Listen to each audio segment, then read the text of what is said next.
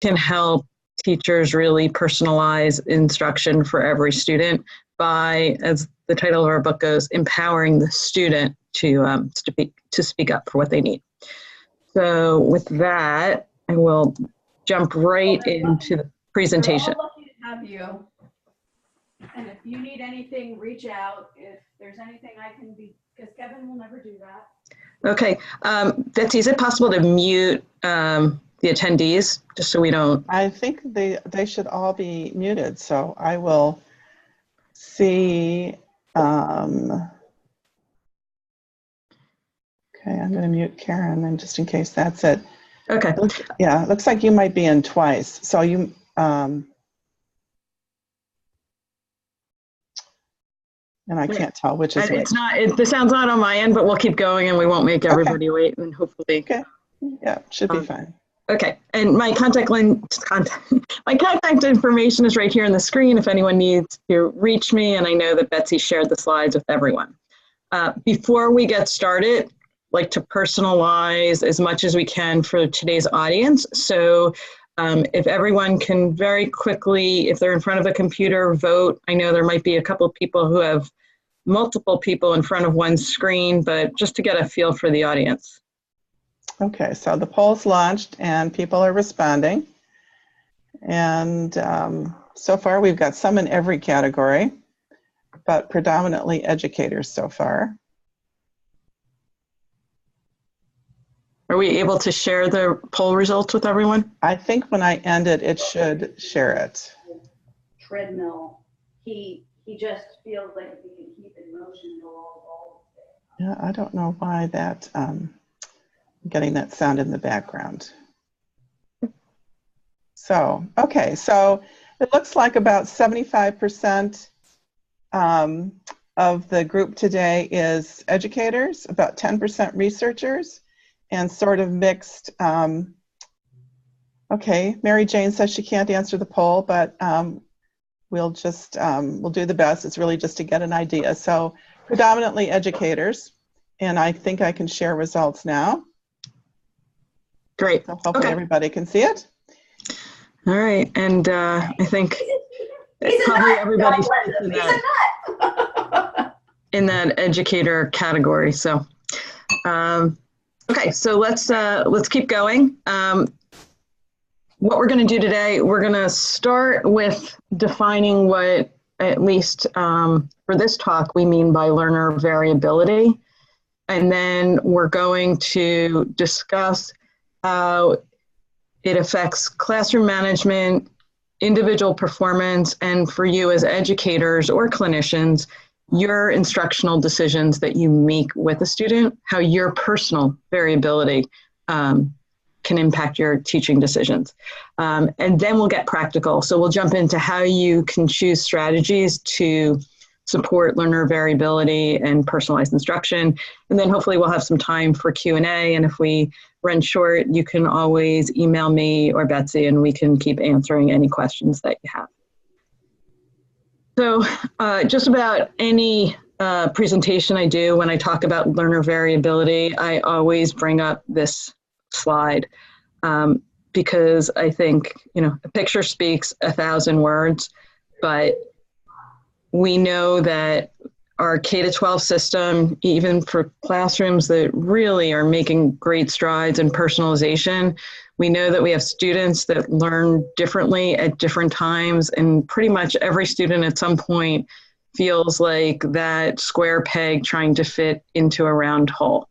And the goal is to minimize those experiences for students, and when they are feeling that way, that we can help them understand their own variability enough that they can raise their hand, ask for support, and we as educators can provide them the supports they need so that they can get through the experience.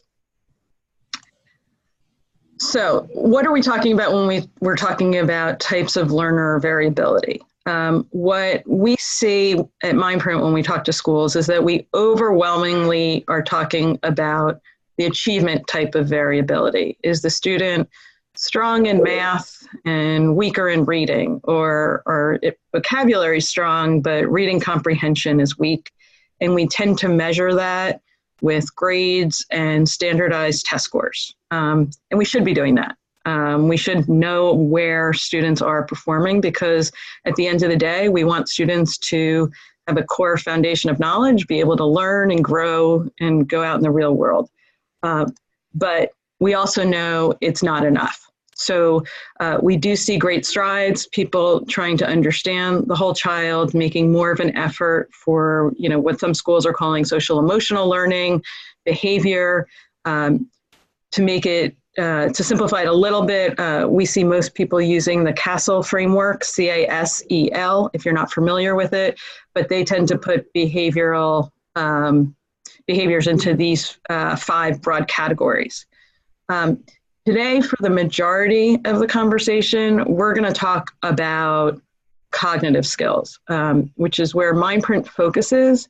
But the reason that we focus on this, and it's what we call the how of learning, as opposed to the what and the why, is that we do know that if students aren't performing the way we would anticipate in achievement or behavior, it's almost always there's some cognitive things going on at the root of it. And when we understand that, we can help reduce difficulties that are going on in the achievement or the SEL space. And frankly, if in the cases where it's not cognitive, then we still know and have a better sense of where we need to dive deeper.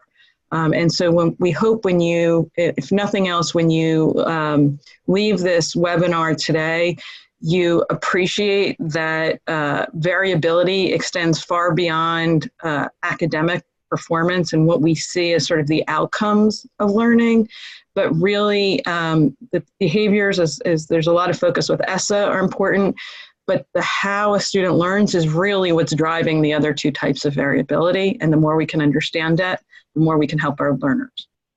So just to give you some sort of concrete examples, reading comprehension would be obviously a great example of how we measure academic achievement. We tend to go deeper. Most reading comprehension tests will go a level deeper and maybe talk about vocabulary performance, and maybe inferencing skills. When we talk about variability, we go a level deeper than that. So if a student's struggling in vocabulary because they're struggling with verbal memory, it's a very different experience, and they need very different strategies than if the difficulty is more related to verbal reasoning. And what we want to do is to be able to get to that root of why the student's struggling. So we're making sure that we're giving them the right strategies, and we're making sure that we're not, that we're sort of meeting every student where he or she is. This approach works for all learning strands, and it also works at all ages. So in the case of geometry, the skills that you need to be successful in elementary and even middle school geometry might be very difficult, very different than the strategies you need when students progress into high school geometry and they're asked to do proofs. And why that's important is obviously we want them to succeed in elementary school, but what we know is we lose a lot of kids in math at young ages. And so if we're losing kids younger because they have weaker visual memory, when they have exceptional capabilities in spatial perception, we want to know that, and we want to start to address that early on. Similarly, when we see that students start to sort of decline in performance over time, we tend to look at things like social emotional interest, engagement, maybe even the relationship between the teacher and the student. We sometimes blame it on gender-related issues and societal issues, when in fact it could be that the student had sort of strengths here, and then as you get to higher levels, there's a different skill set that's needed. So if we know that, we can start to address that early on and provide students the strategies they need to succeed at every level. And again, we're going to see that the same approach works for social emotional learning as well, right? So when we talk about self-management, we can break that down into at least 2 strands of impulse control and organization that we tend to sort of evaluate students on either explicitly or implicitly when we're working with them. Well, knowing that if we're observing impulsive behavior, it's a big difference knowing that the student is struggling with attention than knowing if the student isn't struggling with attention. Strategies we use are going to be different, our approaches are going to be different, and the outcomes are going to be different if we're using the right strategies to support them. So that's our sort of overview, and hopefully starts to make more practical sense of what we're talking about when we think about learner variability. So I just want to stop for a minute and have you think about those skills that we just talked about, because just as students have variability in how they learn, we as adults also have lots of variability, and we all know, I mean, one common thing is when we look in the memory category, we tend to laugh at a certain age about how we don't remember as well, and it's true, we don't. But what do we do about compensating for that, right? So it's all about, and that's what we can do with our students as well. It's like understanding that we all have differences in skills and they change over time. So what we would like to do is just sort of give you a chance to self-evaluate and think about these skills as they relate to you. So we're going to do 2 polls. We're going to leave this up on the screen, and what we'd like you to do is sort of tell us what you think your strongest skill is across these skills, this top category, which we call skills or dimensions. There are 3 areas of reasoning, 2 types of speed, 2 types of long-term memory, and 3 areas of executive functions. We provide the definitions here, but underneath we also provide examples of how they might affect students or learners in the classroom and outside the classroom. So we'll give you a chance to reflect in a second. Betsy will put up the poll and ask you to sort of think about these for a second and think about what's your strongest skill, what helped you succeed either in school or frankly, your role as a teacher, and then we'll ask you to think about what your weakest skill is. So Betsy has the poll up if you want to think about what's your strongest skill and what's your the skill that you think you needed the most help with. Right, you should be able to move the poll block around if you need to, so that you can still be able to see the definitions and the categories that are on Nancy's slide. So I've tried to do them, I think, in the same order as they appear on the slide. So the reasoning skills come first, the speed skills come second, the memory skills come third, and executive functions come second. And then both polls are open, both questions, it's just part of one poll, are available at the same time. So you can answer, you could just scroll down from the strengths down to the weaknesses and choose the areas that you would like to select. I should also have mentioned earlier that we are recording our webinar today for those who were not able to attend, or for anyone who wishes to see it, view it later. And if you have questions as we go along, please feel free to put them into the Q&A area or into the chat window.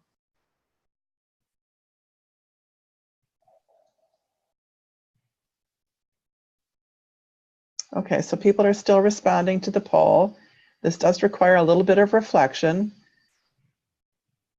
Nancy, do you and I have to reveal our strengths and weaknesses now? Mine are revealed on our website, so it's really up to you, Betsy. I will say the feedback we get when people dig deep enough on our website and get to our team page, the feedback we always get is that people enjoy most that we have all of our team members' relative strengths and relative needs. Great. Because everybody has them. Yeah, they do. They do indeed. My strength is probably verbal reasoning, and also cognitive flexibility, I think, is one of mine. And then weakest is probably some form of visual spatial reasoning.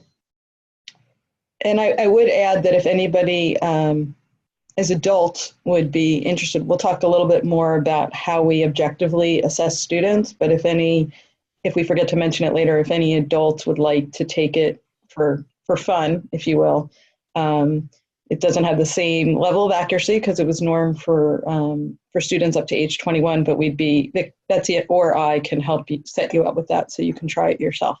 Yeah, we'd be very, very happy to do that. And it gives you a good insight into the nature of the assessment, and also really, for most people that I know, most adults that I know who've taken it, some very interesting insights into cognitive strengths. So it looks like we've pretty much, no, I guess we're getting a few more responses. So we'll just let people have another minute or so.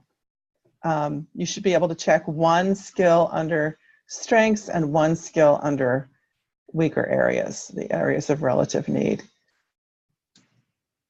And when we finish, I will reveal to you our non-scientific results of what we've seen at Mindprint over the last couple of years in terms of educator profiles and what the relative strength is overall versus the relative need. Interesting. That'd be very, okay. So I'm going to end the poll now, and then I'm going to share the results. And so all kinds of strengths and all kinds of weaknesses just spread all across the board, isn't it? It is. So what I'm seeing, Betsy, let me just ask you, on the bottom of number 1, it has flexibility in orange. Does that have any meaning, or is that showing it's the highest? I think it's showing it's the highest. Okay. Yeah. And then processing speed is the highest of the low skills. Okay, so let me reveal, because I just promised that I would, and I will say that context always matters for all of these skills, right? So we know that verbal reasoning is the highest predictor of academic achievement across subjects. So just as much in ELA as it is in math, but obviously context matters when you're using your verbal reasoning skills in reading a book versus reading a math word problem. So context matters, but what we find in our results when teachers or educators actually take the assessment is that overwhelmingly verbal reasoning is their strongest skill. And we've had a bunch of folks hypothesize about that, but usually the conclusion that most people come to is that teachers were really good in school, and so they want to go back. So if you follow that logic around, if your verbal reasoning's strong, you do well in school, so you go back to school. So that's one thing. So that's sort of consistent with the results that we're seeing here in terms of this group's self-rating. In terms of the area that we overwhelmingly find is the area of relative need is actually inconsistent with the results that we're seeing here, and we see that the number 1 tends to be flexible thinking. So now context matters, and there are different kinds of flexible thinking, how you think flexibly in social situations, how you respond to feedback, like direct feedback, and how you adapt when things don't go your way. And I will say observationally that teachers do the best job I've seen around adapting when things don't go their way, because it happens daily in the classroom. But maybe context matters in terms of the other types of flexible thinking. So just some food for thought. You can reflect on that. We can talk about it during the Q&A if there are questions about that. This is how, I'm going to show you in the next slide, how we present learner variability at Mindprint. So on the left side, we show a learner's strengths. On the right side, we show their relative skills to support. And you can see we're sort of presenting it on a spectrum because every skill really is on a spectrum. So this is a student who's very bright, very capable. It's a real student's profile. You can see how this is a student that might be very strong in ELA. Like I said, verbal reasoning is the most highly correlated with academic performance. Flexible thinking shows an ability to adapt, an amazing life skill. But you can also see that this is a student who might sometimes struggle in areas of math or science because the skills that sort of inform those subjects the student has, relative difficulty with, right? So the question when we would look at a student like this is, we know that this student is pretty much capable of learning anything in a K-12 classroom and certainly succeeding in life. But how do we prevent these skills over here in the low expected range from discouraging this student and from preventing the student from succeeding in the math, science classroom and other areas? So that's our approach to visualizing it. You'll notice that we leave numbers off of it because it's not the numbers that matter, because we do have precise scores in terms of every student's performance in terms of both accuracy and speed on a normative population. But what's important is, to this student, the relative differences in their skills, how it can cause confusion, and how we as adults can support the student in helping them to succeed. Nancy, you might say just a little bit more about that. That's something that I hadn't really thought about a lot before you and I started working together a few years ago. And it really struck me that when you have a student that has very different skills, so it's the idea that it's easier if your skills are all sort of in the same range versus skills, some of which are very strong and some of which are very weak. Maybe you could talk just a little bit about that. Sure. So it was interesting that when we started doing this, we work with some pretty preeminent psychologists, and they looked at a profile that had every single skill in the medium band. Now, there's still variability within that. The medium band, as you might imagine, is a reasonably wide band. We still get very, very few students that end up with all their skills in the medium band. But her response was, that's a consistent student. Consistency is a strength. And the reason it's a strength is because that's a student that knows what to expect when they walk in a room. That walking into the math classroom feels a lot like walking into the ELA classroom or the science classroom for that student. They know that some things are going to be easy and some things are going to be more challenging, and they're going to work their way through it.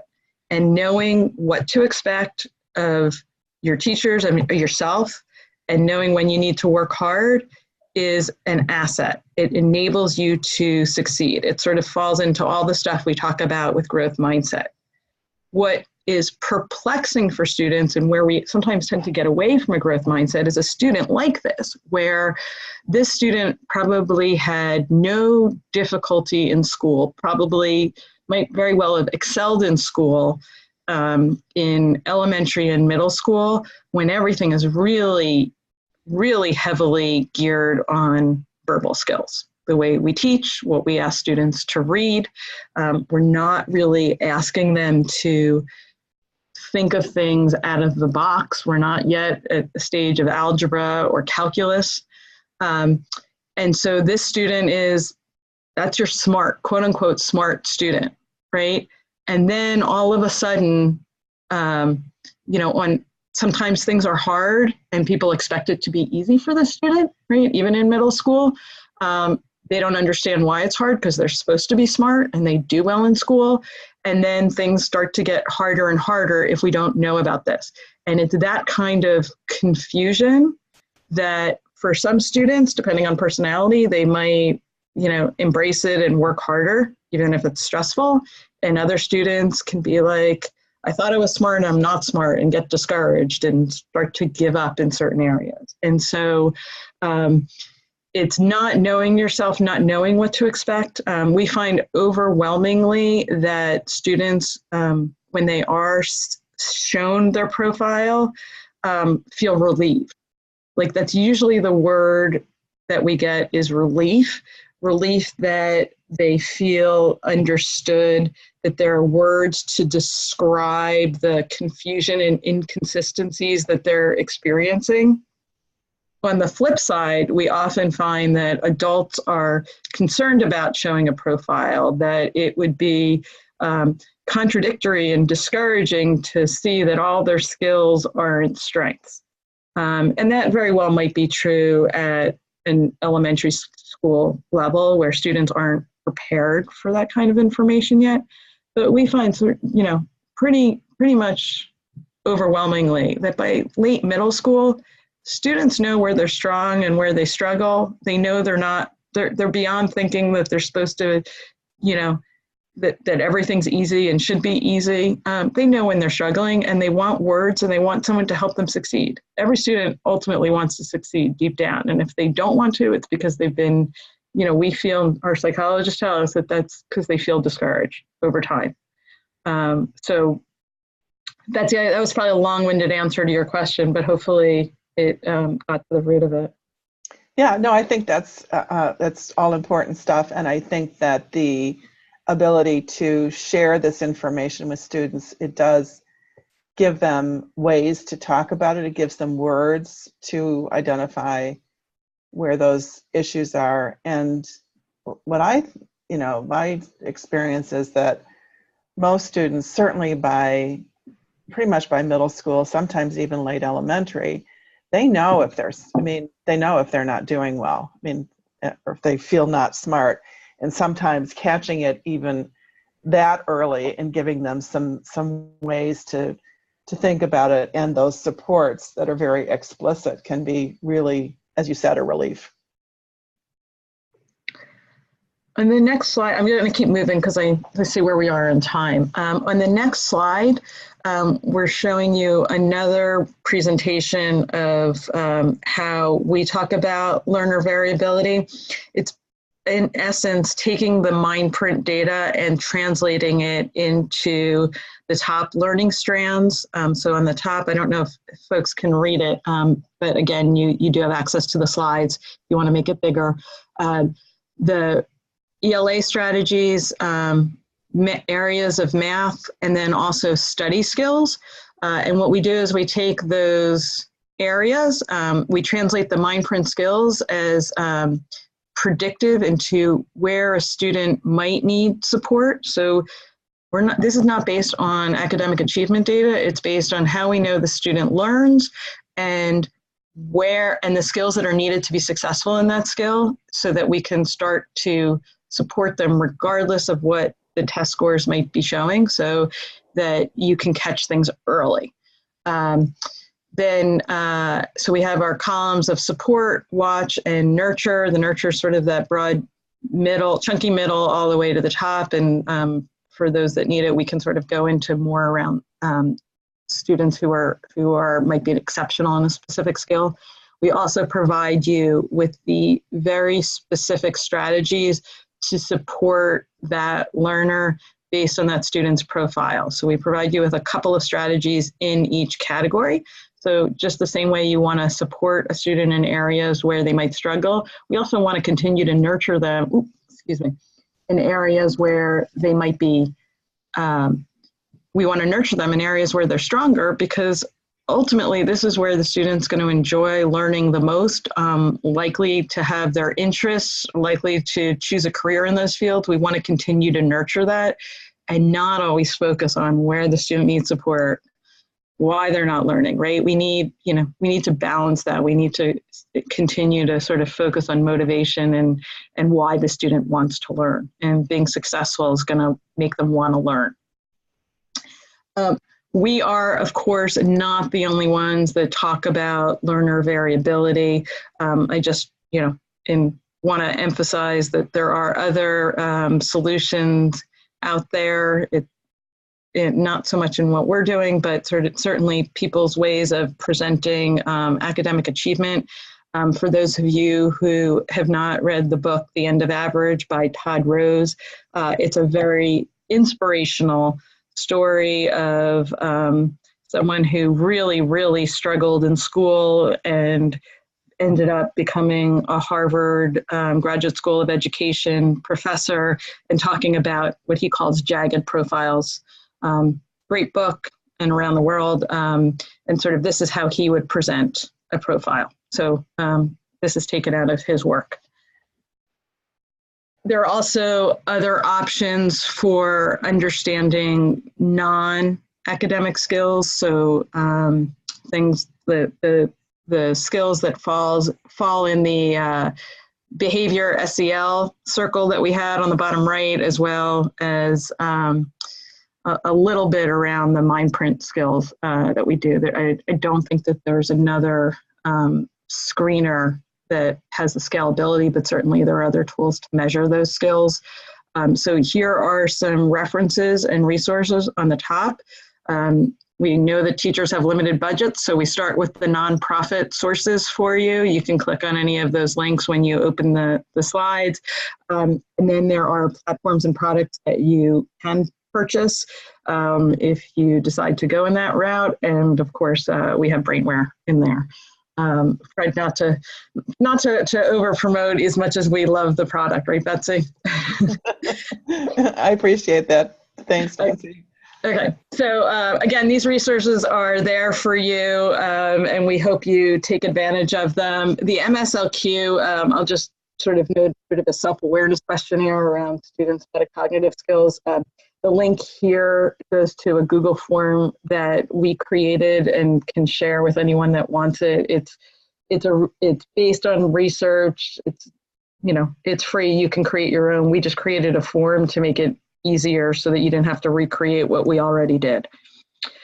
So now that we understand what learner variability is and how it can look in different students and how it can look in different students is different for every student.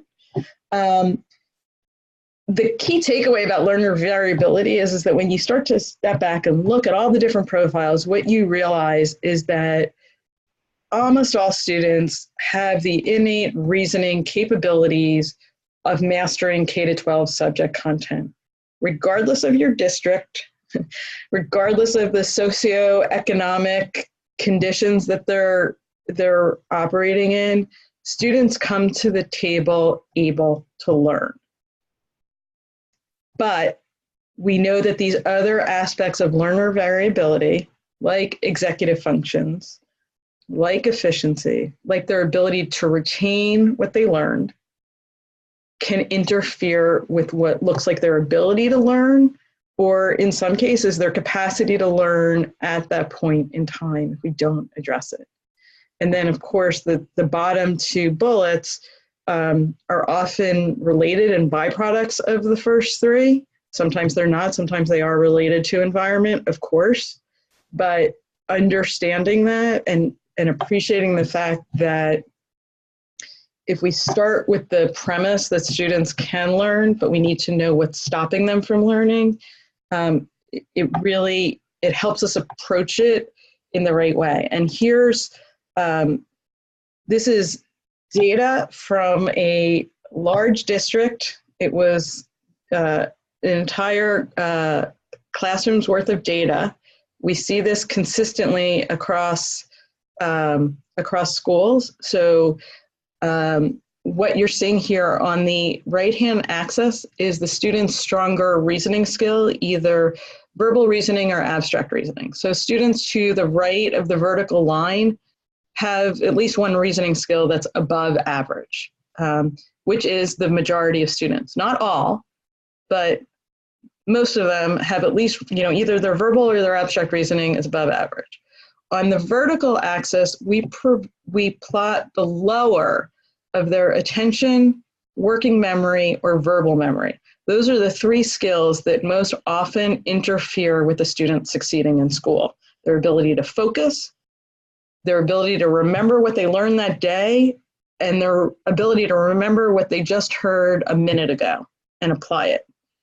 And so what you see here is that really, again, most students have the capability of learning, but oftentimes they have one of those three skills that is interfering below average. So the horizontal axis, the zero line is right here. So anything below where my cursor is going to be below average. We use the red line because that's the line that schools use to say who gets support. But arguably, anybody below the zero line might need some help at times. But when we look at this and we sort of see our classrooms this way, we can see how we need to support our students. And we see that it's really a small few of students who are really struggling both with their executive functions and their memory, right? And those students are going to need a lot of support. But then we can start to look at the other three quadrants and say, here, the students over here, they might have weaker reasoning skills, but they have an ability to focus and hold on to what we're learning, and we can use that to make sure that they're learning, to build a core foundational knowledge, right? We can look at these students down here in the bottom right and say, they have good reasoning skills, they are capable, but we need to help them to focus, we need to give them breaks, and we need to help them with organization so that they can make use of those skills and that they don't shut down on us. And these kids, these are our chunky middle to, hopefully exceptional performers, right? Where we, at times, even these kids will struggle, but we can always sort of dig into their profile if we need to when they are struggling. But in general, we expect them to be able to sort of, take what we're teaching in the classroom and run with it and learn. So hopefully that sort of puts all this data in perspective. And see that we don't have that much time, but I want to also say that the data sort of strongly correlates with what we see in other standardized achievement tests, so that you can look at this data with your standardized achievement data and understand who's not performing the way we would expect based on that underlying how students learn. And then based on that, we can start to look at how to support them, which if we have any principals in the room or superintendents, this can start to sort of bring up overall average test scores.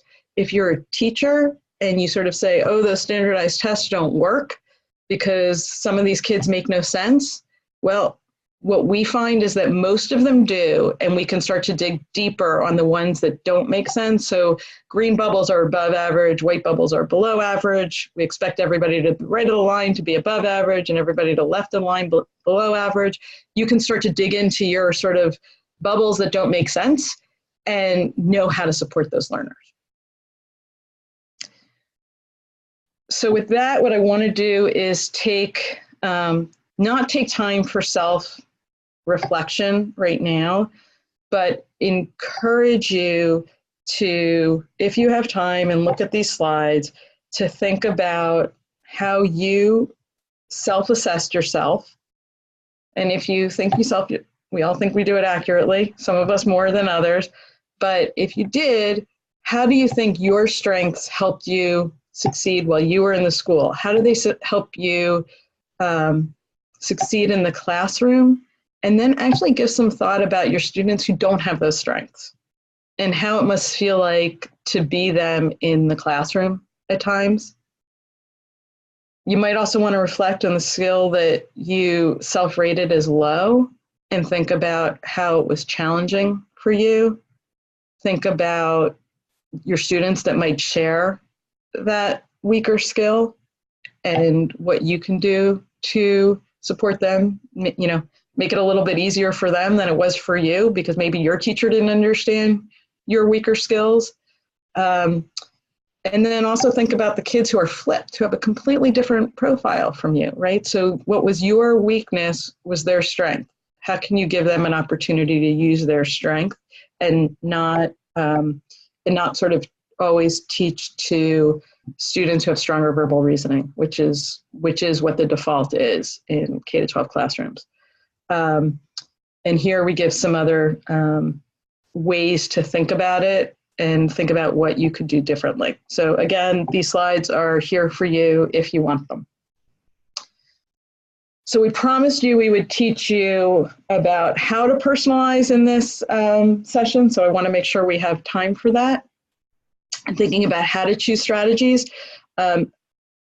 Even if you are not a Mindprint customer or a Brainware customer, this tool is free to you to use at any time. It has no advertisements or anything on it. The URL is up here, and it allows you to search for evidence-based strategies as well as activities and apps, but we're going to focus on the strategies for today for supporting your students' learning. It enables you to search by any learning strand. So we use the Common Core categories as well as 21st century skills, universal design for learning nomenclature, CASEL nomenclature. So it's tagged for what you're looking for and whatever standards your school is using. You can also search by cognitive skills. So you can search by flexible thinking if that's your weakest skill, or you can search by verbal reasoning if that's your strongest skill. And you'll get results that look something like this. You can find strategies. So our strategies are broken up by teaching strategies, which is what we think most of you will want to use. But there are also parenting strategies for the parents that are in the room, or for teachers who want to make suggestions to parents for things that they can do at home.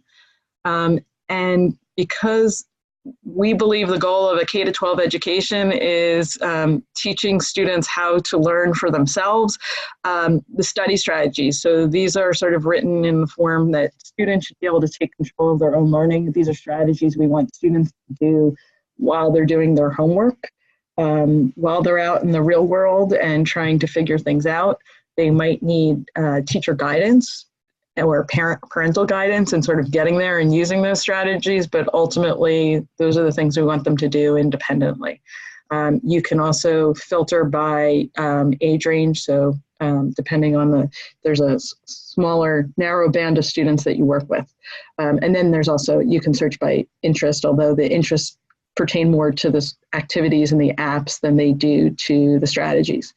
And what you'll find if you clicked on any of these strategies is a checklist type format of how to apply the strategy in a teaching situation. And you'll see that up here, you'll see who the strategy is for. So if it's for students and teachers, it's written in a voice for the student.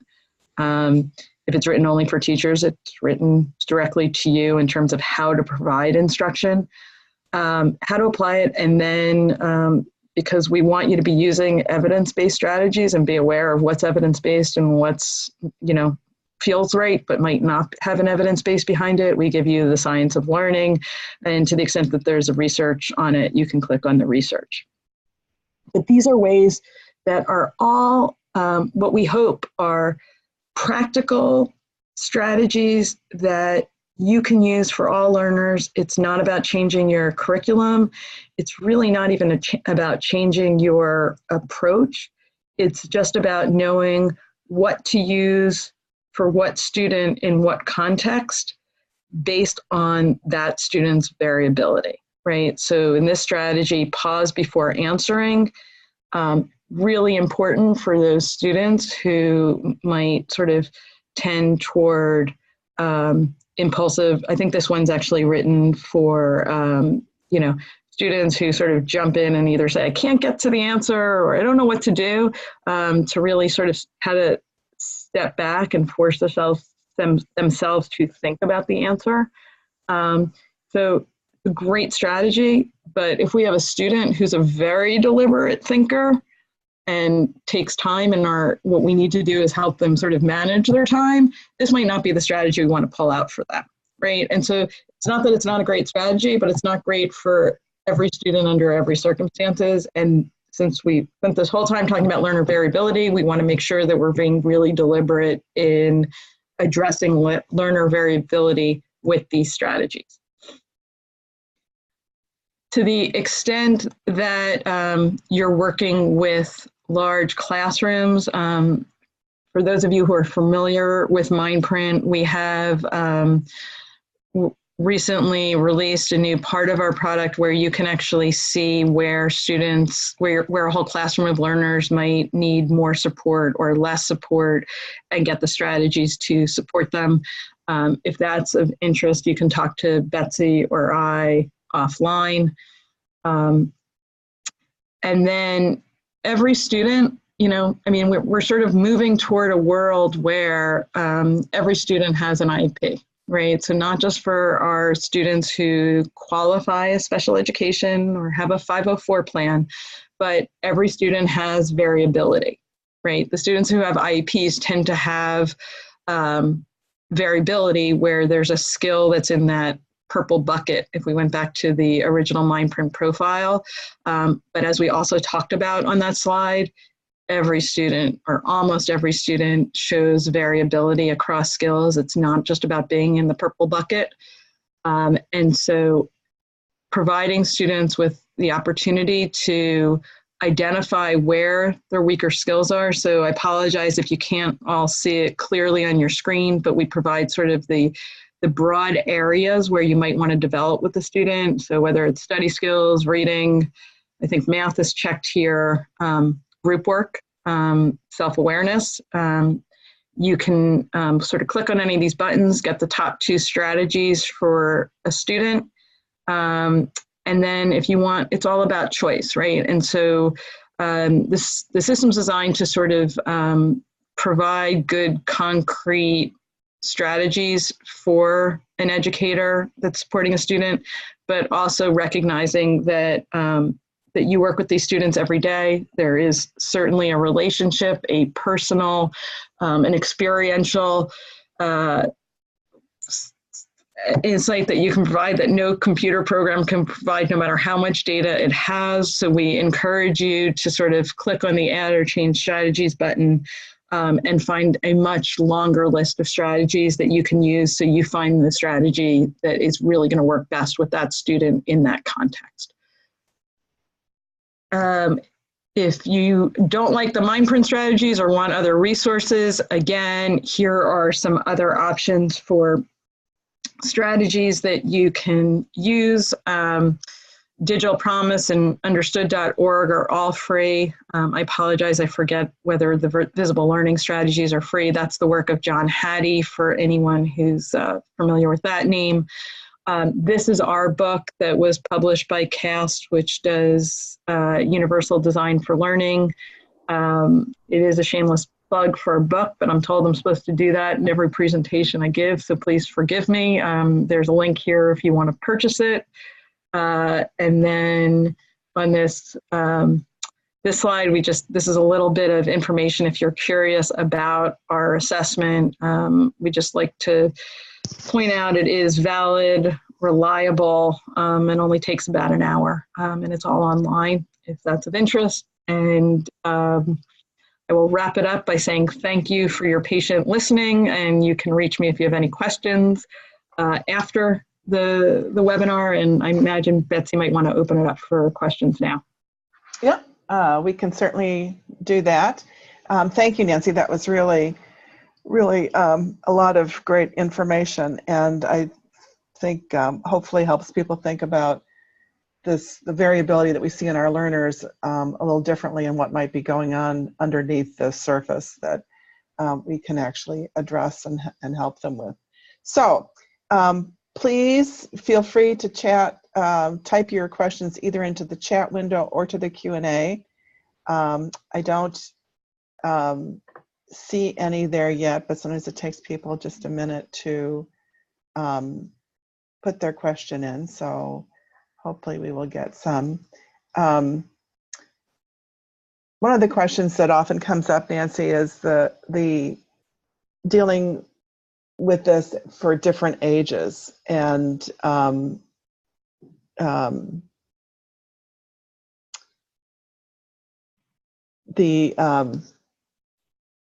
know, early childhood versus elementary school years versus middle school versus high school, and sort of how the whole concept of personalization really applies at different ages.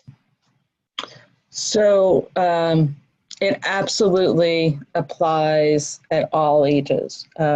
We at Mindprint, excuse me, tend to be less experienced at early elementary because our assessment starts at age 8, and that's based on first of all, the normative data, but also what we know about student maturity and ability to take an online self-administered assessment. So with that in context, we know variability exists at all ages. We know that the underlying skills, like your verbal memory and your executive functions, we know that they develop for different students at different ages, similar to how we all have our own unique growth chart of when we all hit our growth spurt or and our weight changes, and kids go on and off those lines. The same is true cognitively. We know that executive functions mature all the way to age 25. So we think it's important to frankly essential not to say where students strong at age 6 is going to sort of define where they're strong at age 21, but know that, you know, we want to monitor that, and if we see something not going right at a younger age, we want to, you know, support it then, and make sure that we can sort of bring it back on track. Also, similarly, if something's really strong, you know, the brain is like a muscle, and, you know, you need to nurture it. So, like, if we know that students aren't read to at a younger age, you know, we know that verbal reasoning is not going to stay on the same trajectory as if they're reading every night. And so environment does matter, and variability affects us, like we showed earlier, in every learning strand, and it changes based on the cognitive demands of what a student is learning. So we have to be vigilant in our monitoring and support. Great. Any other, oh, I see there's someone in the Q&A. How can we be able to try the Mindprint program ourselves? So anyone who would like to try the Mindprint program for themselves, I'd be delighted to help you do that. And what I am going to do is type my email in here, bhill@mybrainware.com. So just send me an email, or actually if you just even type in the chat window that you're interested in doing it, and I know, or the Q&A, and I'll follow up with you and get you all set up to do that. So I have at least one person that has asked that question, and I suspect there are others who would like to learn more about it. So you can type in the chat window, type in the Q&A window, send me an email, whatever feels more comfortable to you.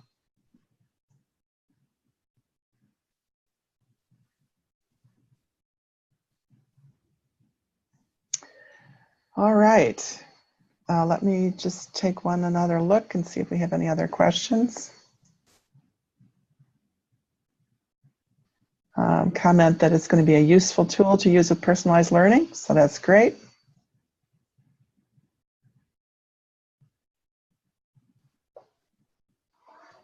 I think when we, Nancy, as both of us have worked with schools, what we see is the ability to take a lot of the guesswork out of, you know, I was thinking about that particularly when you're showing the slides with the bubbles and the students who are struggling and we just don't know why they're struggling. And often the initial reaction is just to provide more instruction. You know, they're struggling in reading or comprehension or vocabulary, and we just provide more instruction when the underlying issue may not be an instructional issue. It may not be an issue of either the curriculum or the teaching, but something that needs a different kind of strategy and support.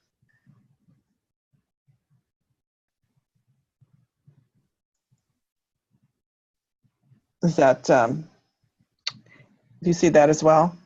Absolutely. So we're doing a lot around multi-tier systems of support. for students, for educators who are in public schools and trying to figure out, one, how to start out by universally designing classrooms so they're more likely to meet the needs of most learners, and then for those that that need more, to provide them the support they need for tier 2 and tier 3 instruction, and providing teachers with the guidance they need when it's not, when students don't need just more practice, but a different approach. Right. I think there might be one other question. Any experience with students with cerebral palsy? Not to my knowledge. I would say I would try out the assessment first yourself, and see if just sort of the physical elements of the assessment are appropriate. It is time-based, but if we know that we're dealing with students with disabilities, and we want to sort of not take into account the time and you want to support them in taking it, I think that's, we can, take that offline, but I think all of that is fine because the goal here is not to make a diagnosis. The goal here is to understand about a student's relative strengths and relative needs. And if that means an adult sitting with the student and letting them and helping them sort of put in their answers so that we understand where their thought processes are and their relative strengths, I think that that's completely fine. Right. So there was an additional comment that this student that this individual has in mind does not have physical limitations, and he understands the response and says thank you. Great. Great. All right. Well, I think we're just about the end of our hour. Give people just another few seconds to see if they have any other questions that pop up. And if I don't see any, then I think we'll just wrap things up for today. So I want to thank everyone very, very much for participating in the webinar today.